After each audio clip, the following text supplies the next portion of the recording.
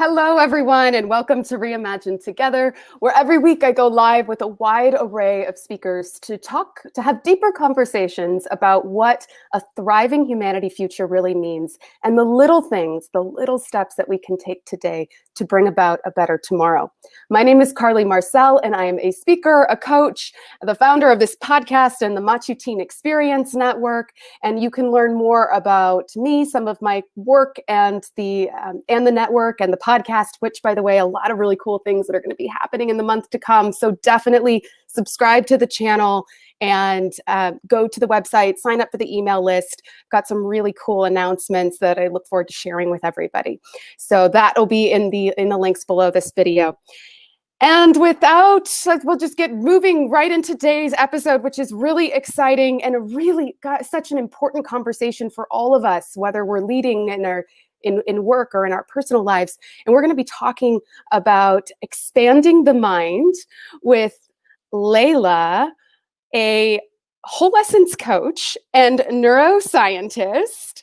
Hold on, I'm bringing Laila in right now. Hi, Laila, how are you? Hi, Carly, how are you? Thank you for having me here today. Thank you for being here. I'm really looking forward to everybody learning a little bit more about your work because I think it's so fascinating.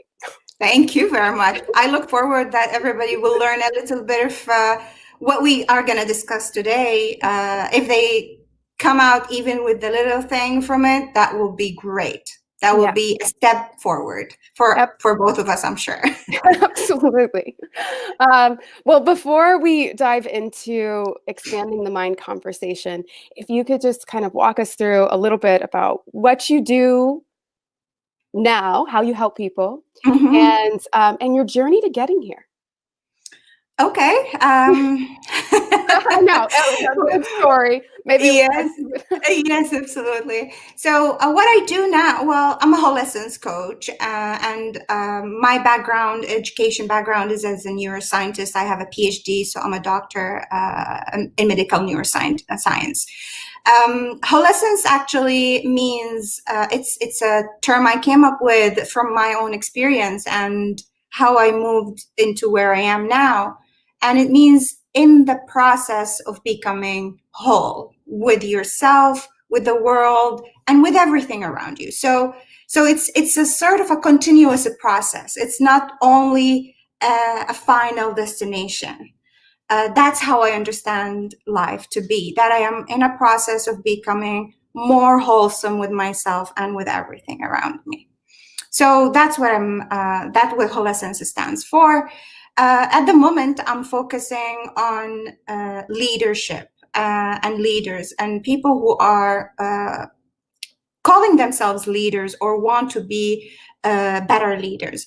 But at the same time, in my beliefs, I have never been, let's say, a leader in a company or as an executive, but I have been a leader all my life. In my own life, in what I do, how I lead my life, and how I set an example for other people. So even though I'm focused on professional leaders, it doesn't mean that for people who want to be leaders in their lives, as you just said 2 minutes ago, these people also could benefit from my coaching, at least the way I see it.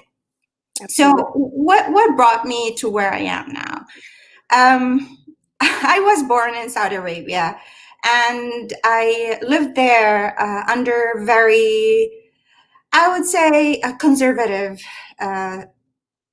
background. Like, I was raised conservative Muslim. My family, I come from a really large family. It's mainly male oriented. I have 10 brothers and 4 other sisters. So I'm the youngest in the girls, almost the one before the youngest in the whole family. So we are like, and I was always the black sheep. For a while I was there, I was trying, I wanted to fit, right? I wanted to fit. I wanted to live the life they asked me to live. They wanted me to live. They taught me to live.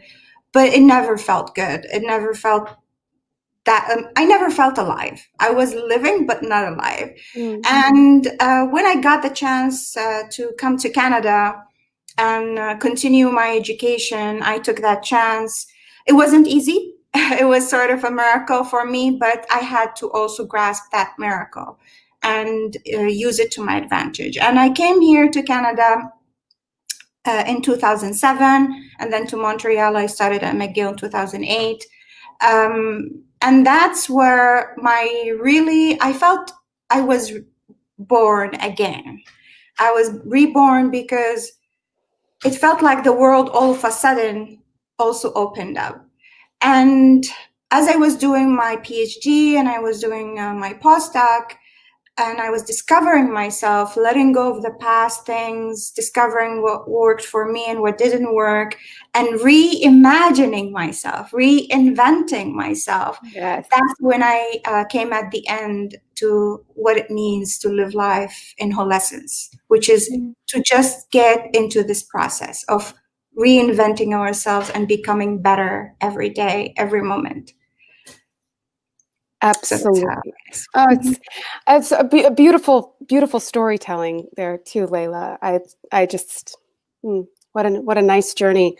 And I want to call some attention to a phrase that you used also that I think is so important. I was living, but I wasn't alive. Yes, thank you. I was like, oh, didn't write it down. I was living, but I wasn't alive. And when we talk about, a lot on the show, and as we go on to the leadership journey, which is not necessarily how we typically think of it, but leading in our own lives, we look at this awakening process that is recognizing that we're living, but we're not really alive. Yes. So I have to ask, because you spoke to it, when did you realize that you were living but not feeling alive? Like what was that experience for you? Was there a moment where it hit? Was there a moment where you started to feel more alive and so you saw it in retrospect?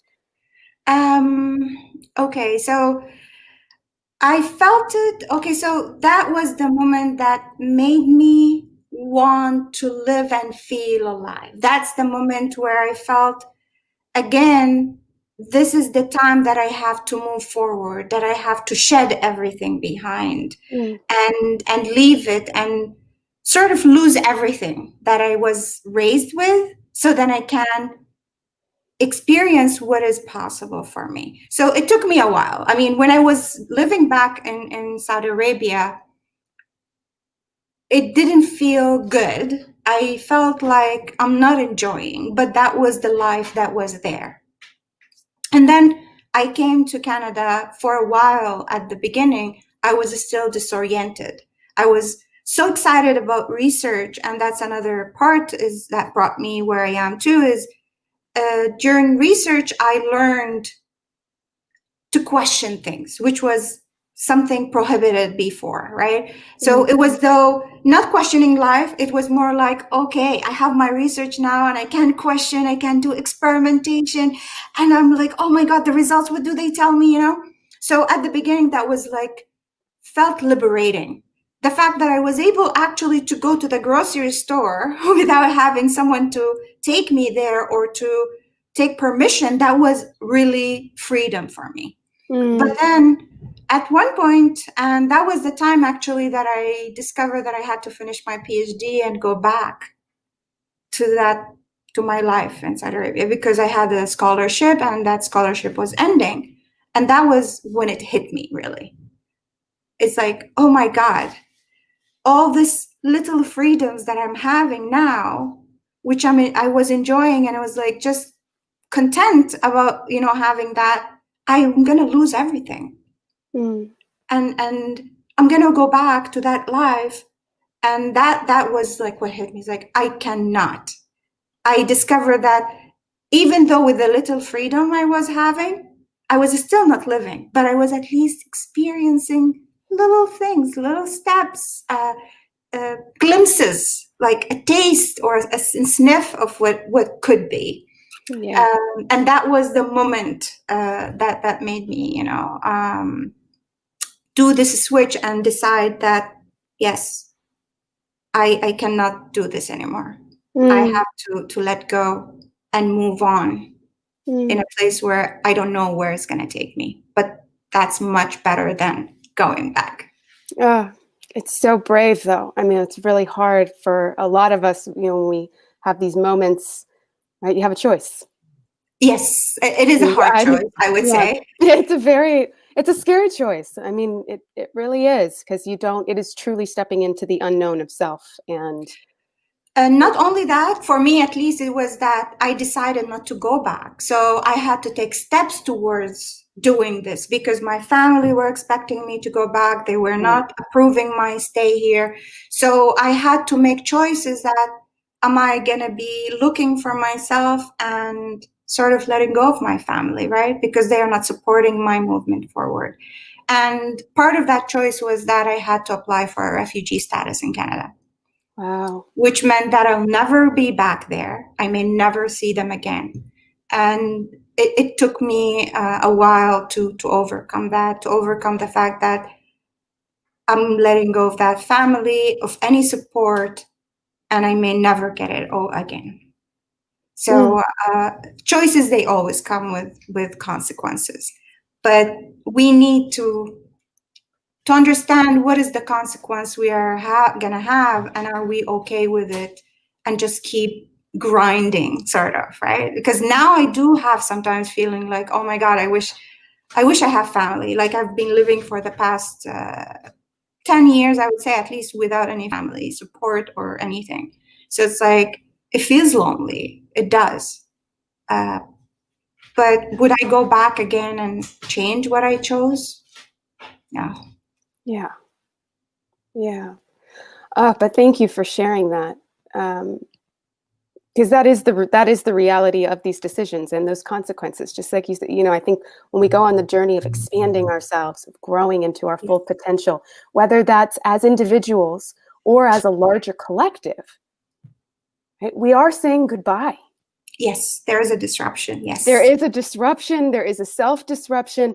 And so often in the personal development world, I think there's a lot of the selling of the illusion of it's all like positive, great, like just make it, and it's really fun. And it's like, oh no, this is really hard work that fills you with joy, and it's right, but it has consequences. It is saying goodbye. There is a grieving cycle.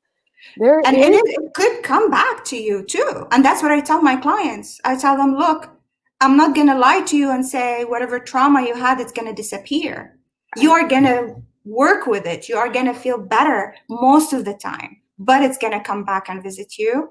And you have to sit with it, deal with that grieving cycle again, and move forward. It gets better with time, but it never goes away. Absolutely. Absolutely. So for me, the last 10 years, similar to you, kind of went through around the same time too. But it's happened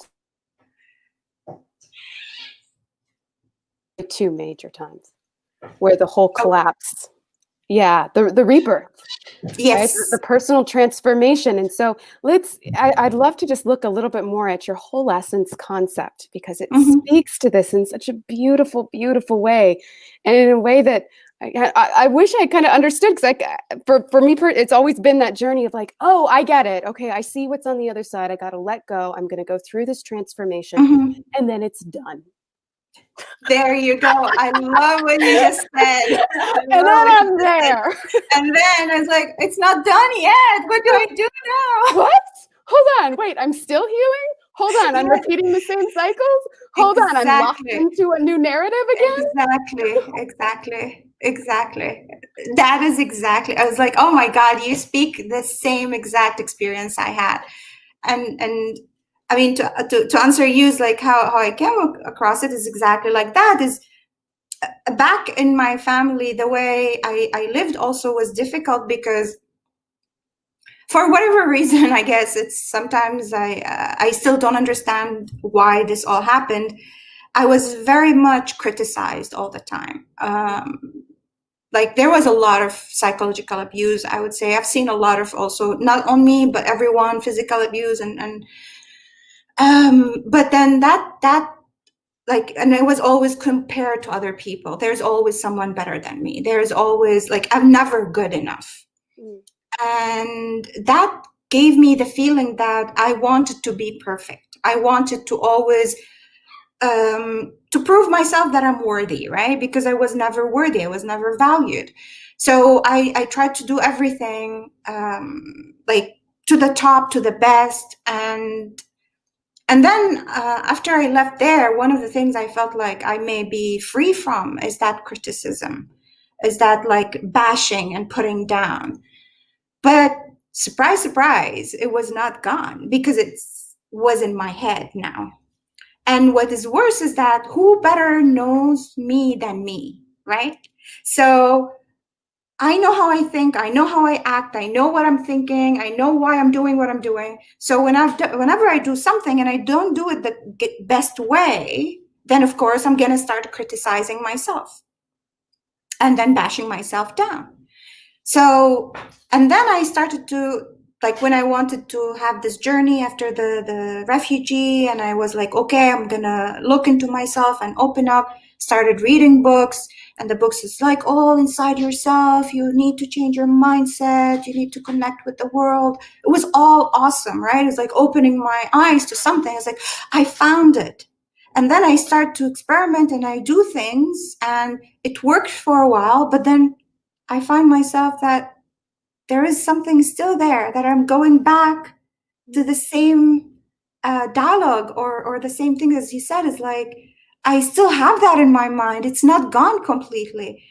And I started to feel like I'm going on a treadmill, basically. It's like, I go forward, then it takes me back. Yeah. I go forward, and it's never ending. And I got so frustrated. I was like, there must be a solution. I read and I read and I read and I experienced and I did and I meditated.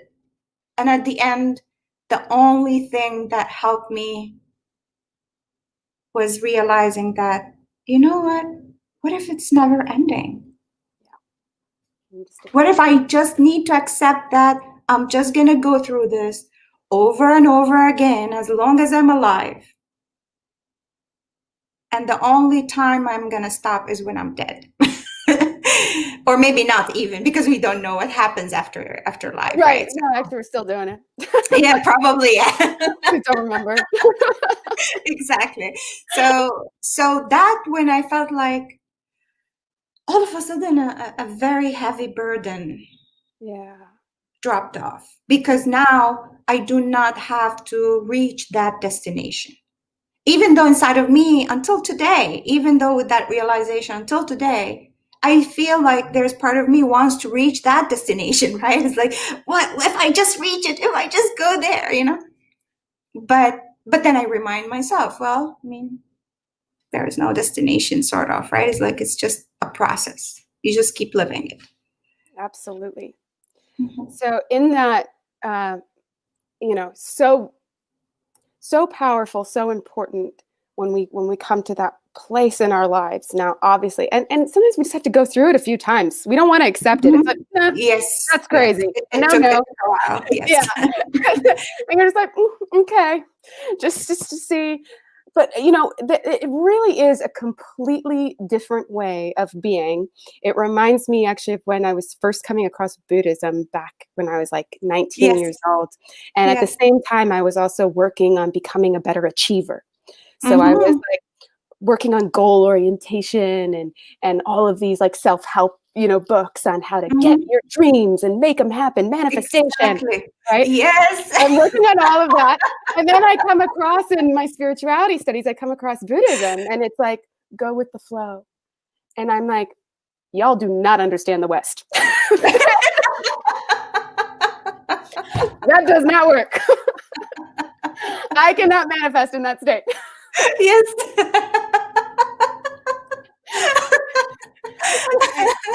Good job. Good thing. That's really nice to hear, but irrelevant. Yes. And of course it is, but how do we do that? How do we go with the flow as you're kind of on this journey, as we're coming into our whole essence? what are you finding and Okay. So that's a very good question, which I'm not sure I have the answer for, because we are all, as we live, it's a flow, right? It's like how you imagine it. At least what I can give it now as a metaphor is like, if you are in a river, the river is going to flow, right? It doesn't matter whether you want it to flow or not. So that's what reality is. It's like a river, right? Life is going to flow however it's going to flow, regardless of what you want, regardless if you have this destination you want to reach or that destination you want to reach, right? So as we live, it's the flow is going to take us, right? And the fact that if we keep something in our mind, or a final destination or ultimate goal, and we don't reach it because of the flow of the river of life, then we're going to get frustrated, right? So there are things that came to me from my neuroscience research, and even though it's not all science, and I am a scientist and I'm a researcher, but at the same time, what I love about science is that makes me ask or question things and be open to learning new things, rather than having it as my Bible, right? If it's proven, that's it. It's by science proven. It's not that. Science is supposed to be questioning. And even if it's proven momentary, you do not know how it's going to be proven in the future. A true scientist. Exactly. Different people do different things, different times, different environment, different, like, you never know what it is. So it is always good. We always tell each other when we were doing research, try to take your hypothesis with a grain of salt, you know? It's like, don't get stuck into it, because getting stuck is not gonna, it does cause bias, right? And then your results are going to be biased to your perception or what you want to see. So back to the river or the flow of life is going to be going, right?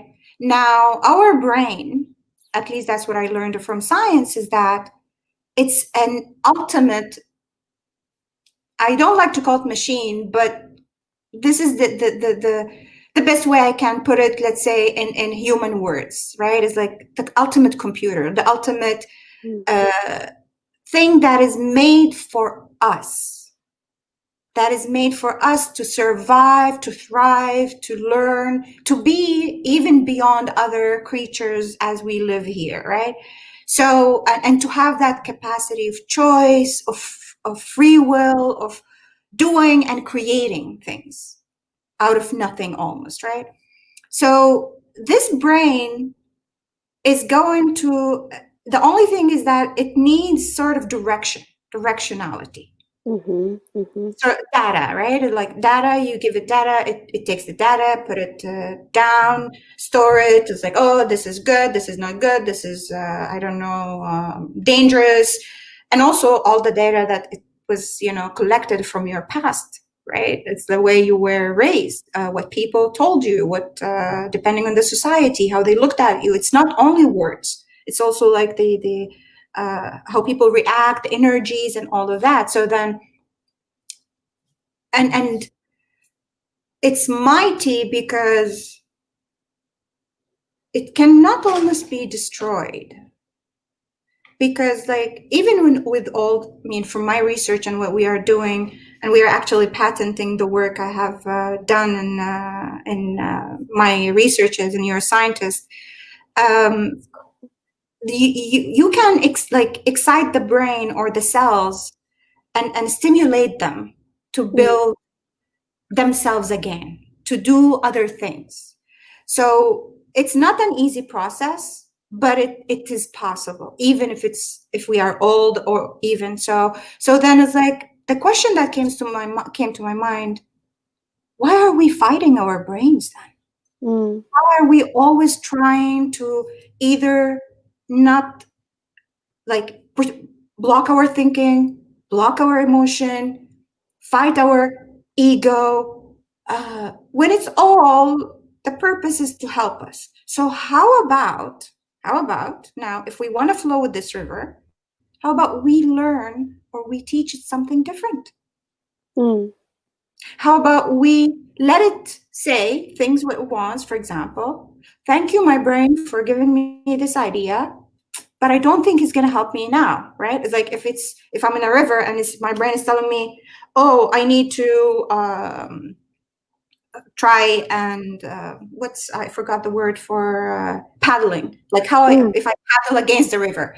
Yeah, but my brain, I mean, I know you want me to go to that destination behind, but the river is going that way, right? So let's find a better way that is easier for us, right? Maybe we can go to the shore and take another side of the river, or just continue and see if we can have a better paddle ship that has a machine, right? So that's the way. So then this way you save a lot of energy.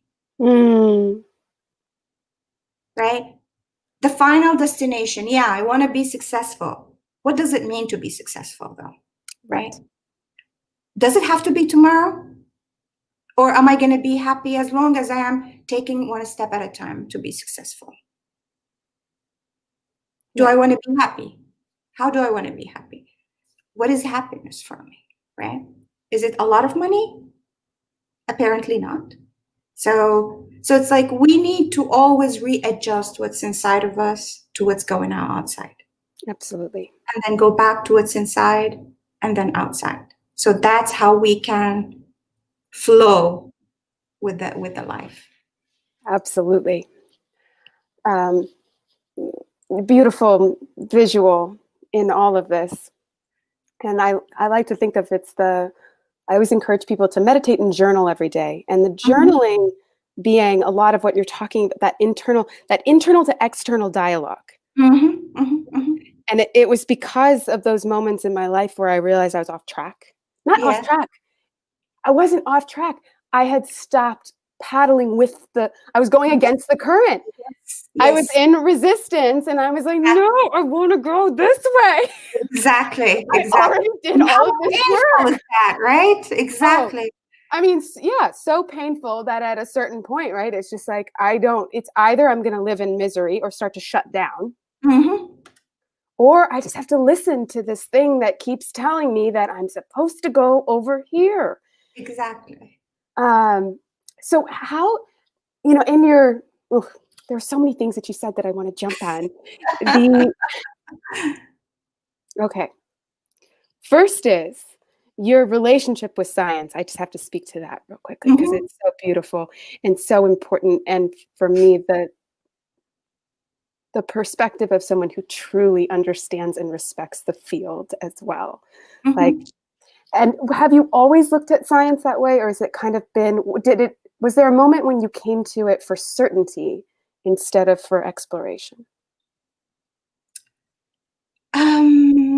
Well, the thing is that I think my relationship with science is interesting. So let's put it this way. My story with my education was not planned.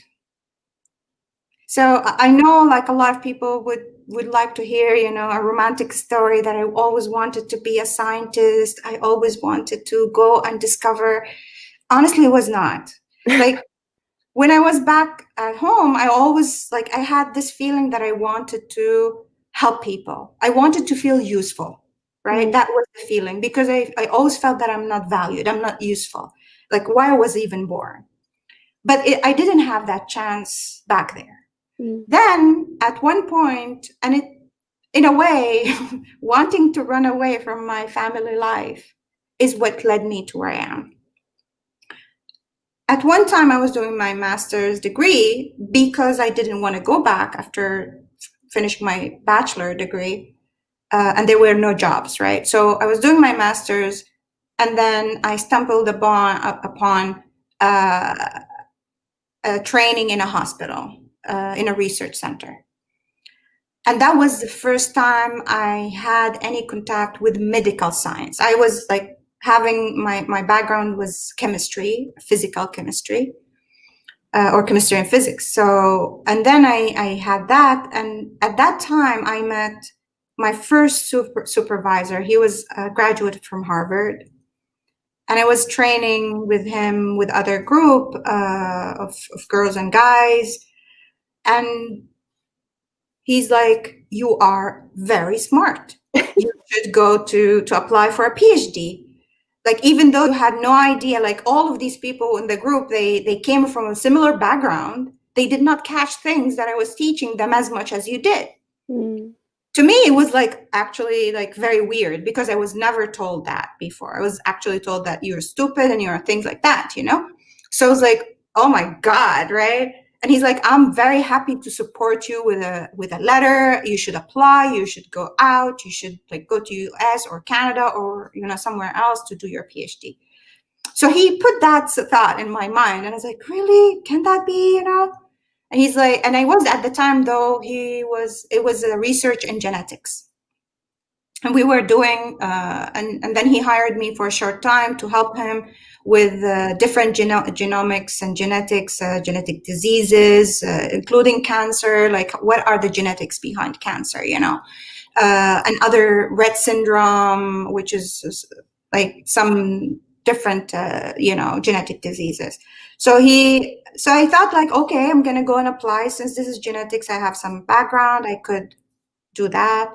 And he supported me with a letter. And that's when I came first to Canada.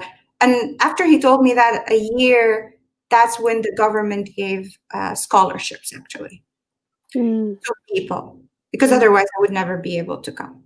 And the scholarship means that, you know, you can go and have it for free, but they don't support any job or anything. And you have to be jobless. So it's like perfect time for me. He supported me.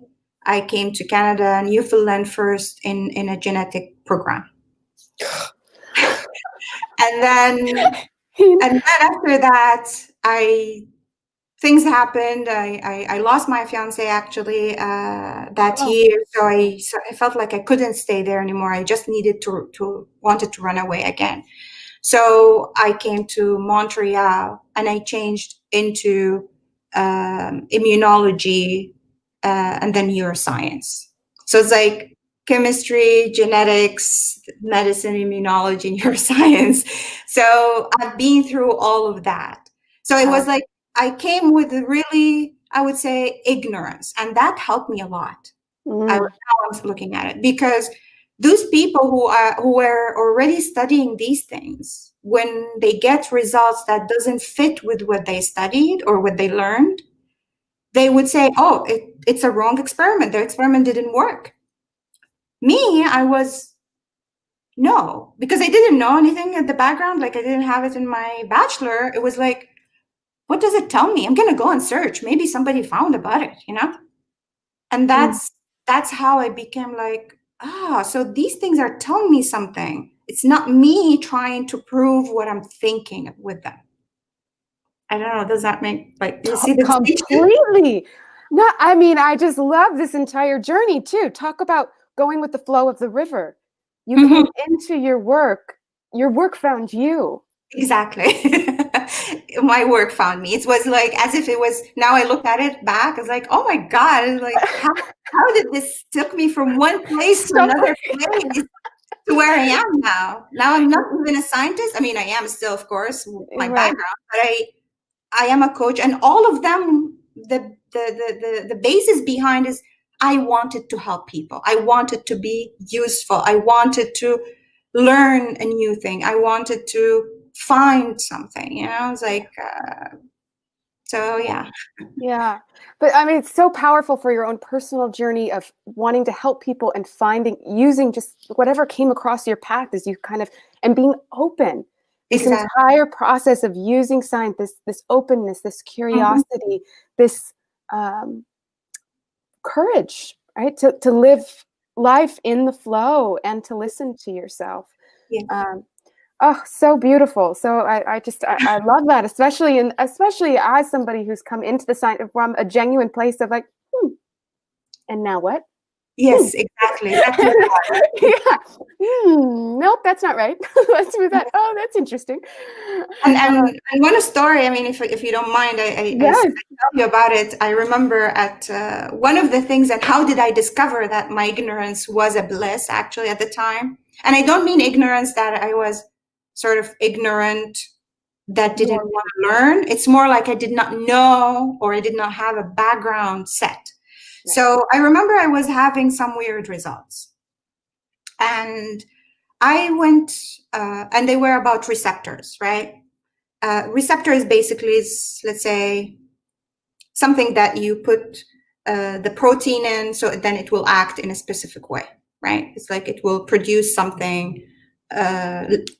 Let's say now for the vaccine COVID, the COVID comes to specific receptors. It attacks these receptors, so then it destroys the body. So when they do the vaccine, they give you a sort of a COVID, but is not active, to sit on this receptor. So when you get the active COVID, it does not find the space to sit there. Okay. So I was getting these weird results. So I went to talk to one guy. I was doing my PhD, and I talked to a postdoc. Postdoc is basically after you finish your PhD and you are training to become a full-fledged researcher. That's a postdoc. Okay. Which is higher than me. So I went to talk to him, and I was like, look, I have these results, and it looks like as if the two receptors or two things are working together. And he's like, no, that's impossible. And I was like, why? He's like, these receptors are like chairs, right? You have a chair. You cannot sit two things in one chair, you know? And I was like, what about, maybe it's a sofa, you know?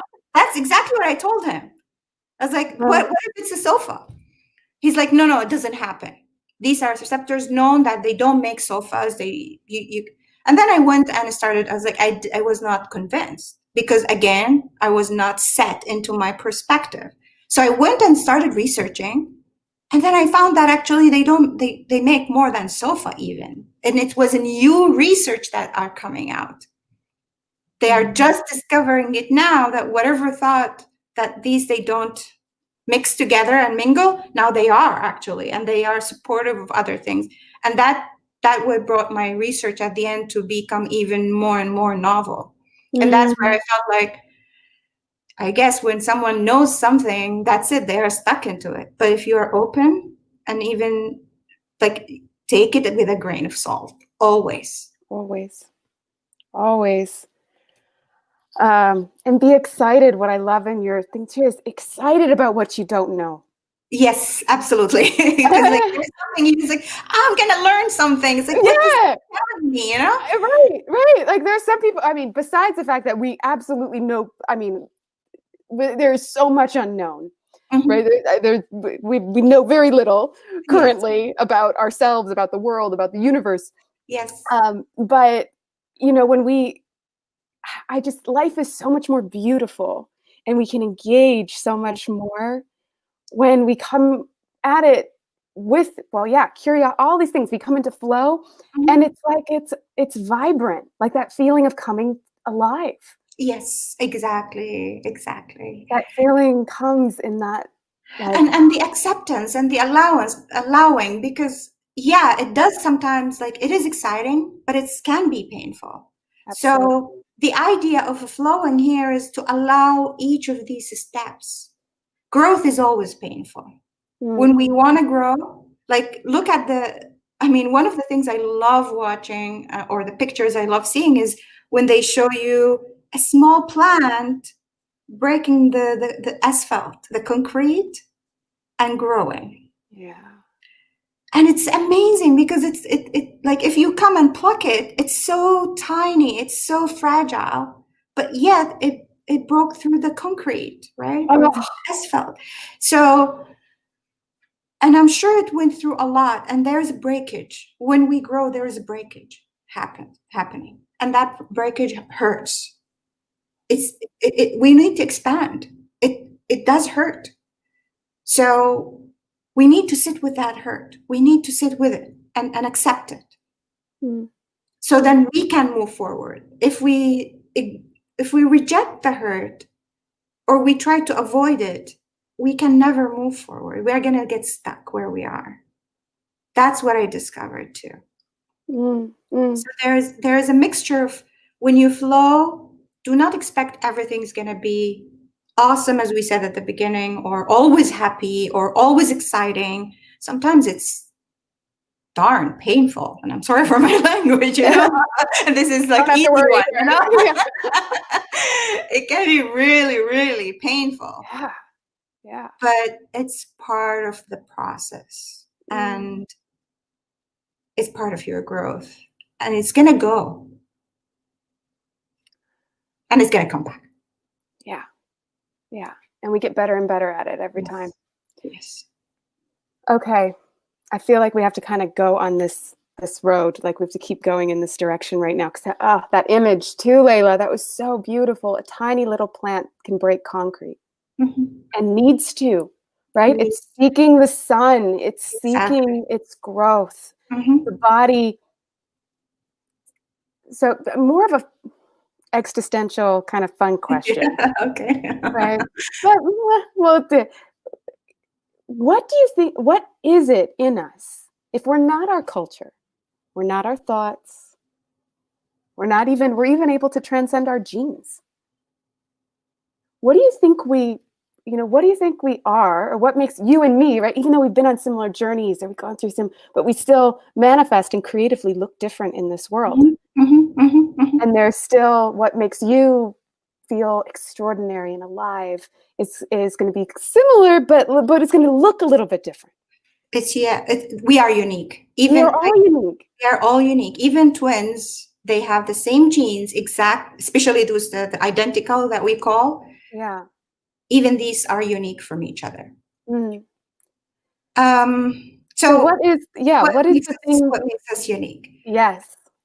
That's a very good question, and that's what I try to coach my clients to find, actually. So the sum of it is, we are a collection of different things, not only one. Like, forget about having different lifetimes, even if in one lifetime, right? I mean, I do believe there are different lifetimes, but even in one lifetime, even if people, they don't believe in that and look at me now as Laila in one lifetime, I have been through multiple experiences that, to me, they affect me different than they affect someone else, depending on how my makeup, how my thinking, how am I choosing? What am I choosing to be? And I dare say that no one else in this whole world lived the way I lived, or is going to live the way I'm living. Neither they can live like you or be like you, right, or anyone else. So one of the things we need to find out is, or consider, for us being unique, is we need to accept all that was in our past. Trauma or no trauma, hardship or no hardship, we need to accept it. It is part of who we are. We need to accept the combination that we came with and the time that we came in as in that place. Let's say me as a combination, we are 15 siblings, but each one of us came at a different time, right? And so we have some similarities in our genes, but even that, with the amazing genetic makeup and how the recombination happened, and I studied that partially, right, in my journey, it's just mind-blowing. Yeah. And not only that, there is if you heard about epigenetic modification, have you heard of it? That's even more mind-blowing, because depending on the environment, sometimes the easiest thing to see epigenetic through is the cats, for example, or the animals. When you see the fur, the colors in the fur, these are epigenetic switches. Some switch some genes that are, let's say, make them switch the black gene so it comes white, or switch on the brown gene, or switch on the red gene, or switch on. So it's all the genes are available. It's just that epigenetic switching is what makes it so colorful, and some comes in a different format and looks and spots and lines or whatever, right? Yeah. So that's one of the things I would add is accept who you are. Now, in who you are or who you were, you play different roles, right? Like I'm a daughter, but I'm at the same time a sister. I'm at the same time a scientist. I'm at the same time a coach. I'm at the same time a human. So who is this a human, right? Now we go back to the inside. The human has thoughts, way of thinking, feelings, and all also affected probably by the environment. So you're subconscious. And in this, what I call subconscious, actually for me, a lot of people, they think subconscious is that where the programming is. For me, the subconscious is your connection with the intelligence of the universe. Mm. And that's what I help my client find. Like my subconscious now, I discovered so many stories. It's so colorful. And it's like, my God, I'm not one thing. I cannot be one thing. I'm just a space of many things that are happening at once. That's how you become your unique self. This body is a space carrying on so many things from past, from present, and even in the future. Yeah. When it's crazy, as the thing is, for us, it doesn't sound right. I'm like, yeah. And a lot of quantum studies, like we are researching this. We are finding this multidimensionality aspect of life that we're just starting to tap into. Yes. It is the quantum, it's the understanding of quantum physics. We see it in so many different, but we still, as human beings today, what our stories and our culture and how we, the linear way that we live our lives, the linear way that we tell stories, the linear way that we understand science and information and growth and expansion, right? Everything is super linear.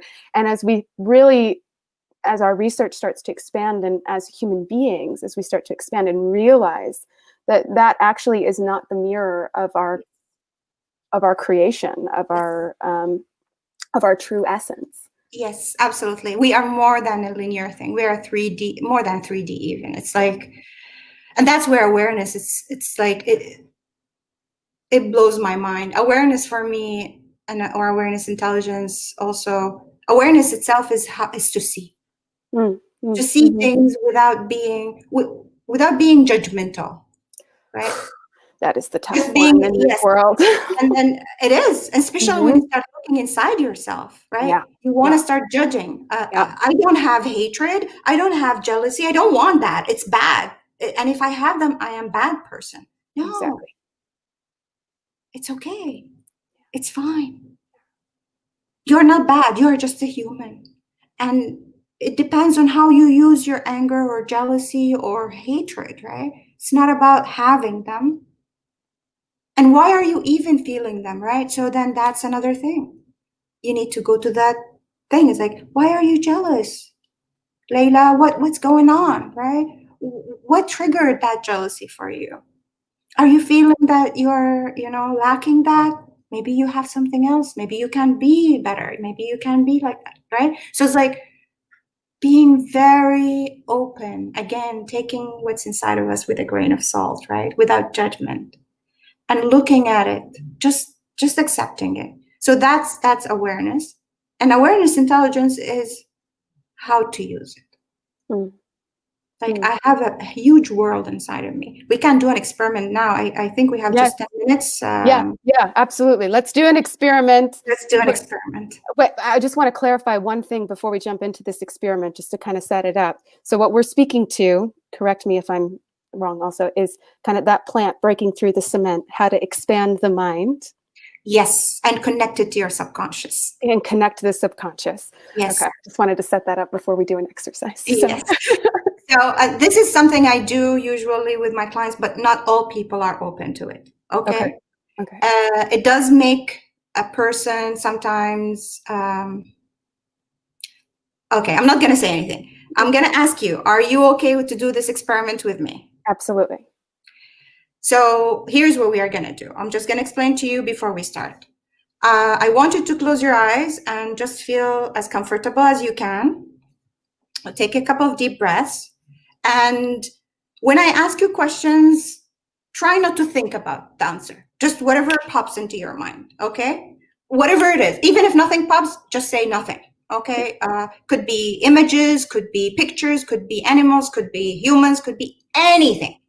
Okay. Could be weird things, right? Oh, boy. Anything. Okay. So live broadcast, yeah. Exactly. I'm going to try really hard to be all right. Well, the trick is not to try, right? So that's the thing. Yeah. Okay, I'll do it. I'll just edit it out if it's a problem. All right. Okay. Okay. So whenever you are ready, after you take a couple of deep breaths, tell me you are ready, and we can start. Ready. Okay. I just want you to look inside now that you are closing your eyes, and just tell me what you see. Do you see anything? Mm-hmm. What do you see? A river. A river. Okay. Can you tell me a little bit about the scenery of the river? How does it look like? Somewhere in a desert climate. Okay. Okay. Likely Egypt. It's one of the places I go. Okay. And what is like? So the surrounding of the river is like sort of desert climate. So it's hot? It does feel hot, or and the river is okay, very hot. And the river is going very fast or slow? It's just stable, like steady, kind of medium flow. Nothing rough, nothing soft. Just okay. Okay. And how large can you see the both sort of let's say banks of the river, or how do you see it? Where do you see it from? I'm on the side, and it's about. It's not that wide. Maybe 10 feet. Okay. And you are on the side. So who you are? Like, are you looking at the river from inside yourself? Or are you looking at the river from outside yourself? So you are looking at yourself looking at the river. I'm inside myself. You are inside yourself. And can you maybe walk to the bank of the river and look into the river maybe? Or no? Mm-hmm. What do you think? Yeah, are you doing that? What do you see in the reflection? My reflection. Your reflection. How do you look like? Not. I look different. You look different. Okay. What are you wearing? Not wearing anything. You're not wearing anything. Mm-hmm. I'm from the land. You're from the land. Okay. I look more Middle Eastern or okay. Okay. Okay. And what are the thoughts that come to you when you look into that? Grief. Or feelings? Grief. Okay. Do you know what are you grieving? Disconnect. Okay. Do you wanna do you have a name? That yourself there, does it have a name or? Mada is what came to mind. Mahda. Okay, Mada. Can Mada maybe move around? Is she lost maybe? Or why she feels disconnected? Comes here often. She comes here often. Okay. Are you comfortable to come out from that now, or you want to continue a little bit? Tell me a little bit more. No, I can come. Okay, we can come. Mm-hmm. Say goodbye to Mada. Mm-hmm.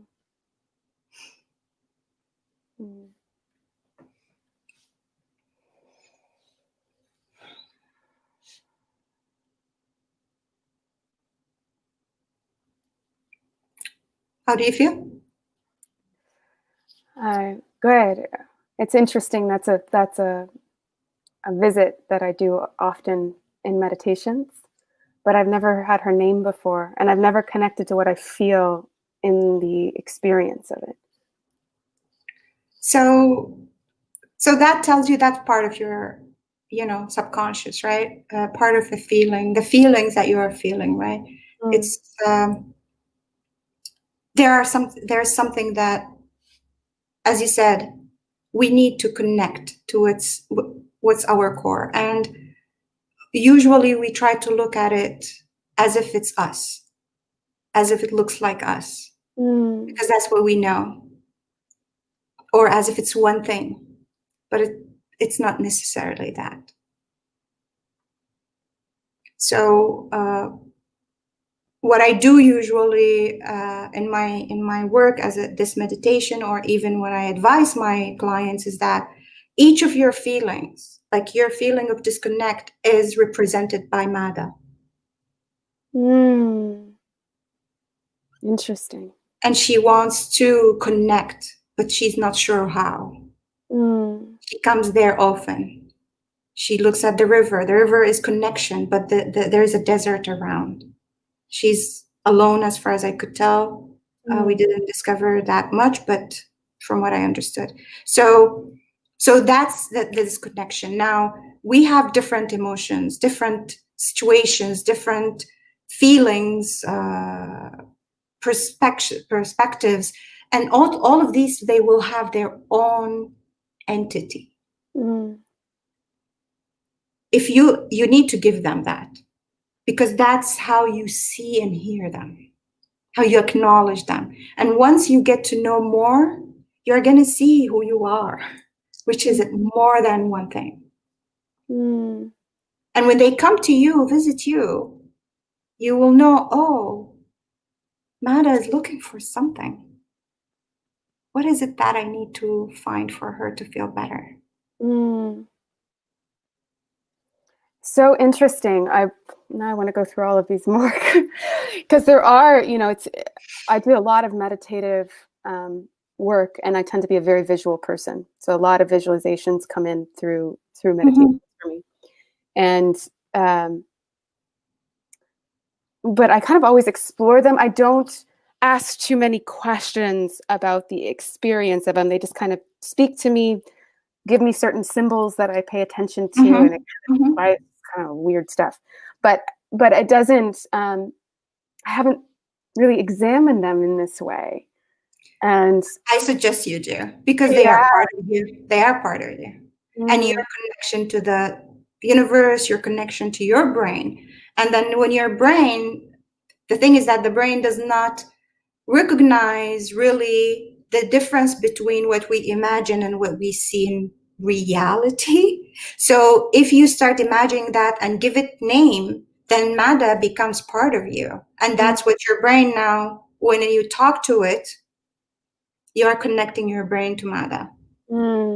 And if Mada is happier, or if she is now, let's say, feeling disconnected, it's not you as the whole Carly is disconnected. It's just part of you. Interesting. Or if you're afraid, if you find your fear, usually when we don't see it, it takes over us. But when we give it its entity, acknowledge it, it's just part of us. Oh, Laila, I love this. So beautiful. And thank you for doing that exercise too. How fun. And thank you for being courageous and sharing. Nothing to it. I probably did have a few sensors on. But well, that's normal. That's normal. We're live. Yes. I mean, we were very courageous to be Thank you. Great. Well, before we close out here, so we're talking about expanding the mind and what all of us can do when that calling. But before we do reimagine, I know we're right at the top of the hour. Do you have about another 5 minutes? Yeah, absolutely. Okay, great. So within the self, at what moment do you think, right, that the plant, I mean, we're always in this process, but if there's bringing our awareness, right, as individuals to the moment when we're going against the stream? When there's pain, I would say that's when it is. When there is pain, discomfort, I suggest to people to stop there and sort of feel that pain, then say, where is it coming from? Usually that's the trigger. Like when we are happy, we're not going to question anything, right? When we are in pain, we are going to start searching for ways to feel better. It's difficult to be in pain or in discomfort or disoriented, but that is very important to sit with, to question, why am I in pain? What triggered me? Thank you for telling me something. It is a message. Absolutely. And it's not, and I'm not saying sit with it and just, live in it, and be, right. I don't know, just sit with it, acknowledge it, and then start asking why I'm feeling that. What happened? Is there a way for me to move forward? And why I like the visualization is because with visualization, you can sort of process things a lot easier. And I experienced it a lot with, especially my friend I told you about, I was talking to today, and it's amazing the revelation that we get. Because it's emotions and visual at the same time, solving it, figuring things out, and expanding at the same time. Yeah. Oh, great. Beautiful. Thank you. And I think that's just so important, right? Because we cover up our pain, and what this year hopefully has allowed all of us to do, but especially as a larger collective, those of us that maybe have gotten really good at ignoring the pain. Yes. And covering it up with busyness. Yes. Exactly. Deal with it later. No, I'm really happy. I'm good. All things are fine. Yes, exactly. Yeah. So, okay. So let's say, we start to look at this pain. If we all did this sort of work, if we really intentionally focused on our whole essence, as you would call it, what a beautiful practice that you're creating. If we really did this as a collective, what do you think would transpire? Like, how does that start to shift our everyday interactions, and what does that do to the world? I personally think it's amazing because I may be biased, but from my experience, I would say now that I'm understanding myself and I live with my humanness, I'm accepting my humanness and my pain. By default, and without me trying even, I become more connected to the other humans around me and to the whole world. So I understand them more. So when someone hurts me, it doesn't mean I'm going to let them, let's say, or I'm not going to put boundaries, or I'm not going to, let's say, try to act to protect myself. But my interaction and my action towards them, or the boundaries, are a lot more intentional and aware. I know where they are coming from. I know that what they are going through probably they haven't processed. Like especially in times when, in our past, when we were hurt by people, right? For people who had a traumatic childhood, like myself, for a long time, I really was angry, but I couldn't know, or I didn't know where to direct my anger. Yeah. And I would direct it at myself. I hated my life. I wished to die. I was like, there's no point for me to live, because to me, it was like, I cannot hate my family, right? But then when I started to discover I'm human, and I was like, well, wait, they are humans too? And I can't say, actually, you did me wrong, and I do not accept what you did, but I'm going to move forward regardless. I'm not going to let it affect me more. And I'm going to let that anger. Yes, sometimes when I still remember what I was through, or let's say if I was beaten or something, it feels like, oh, I'm really angry at it. But then it's like, yes, I am angry. They did wrong. They are humans. Doesn't give them an excuse. What went was wrong, but I'm strong, and I'm just going to move forward. Yeah. Yeah, what I hear so much in this when it comes to as a collective, as individuals, we shift into that empowered state, which is so important, acknowledging that we all go through pain. We all have varying degrees of, but emotionally we experience it somewhat similarly. And we can shift out of that victimhood and into the empowered state. Exactly. And as a collective, oh, the beauty of exactly. You can see that, right? Yes, of forgiving each other for our massive, sometimes horrible imperfections. Oh, yes, absolutely. Right?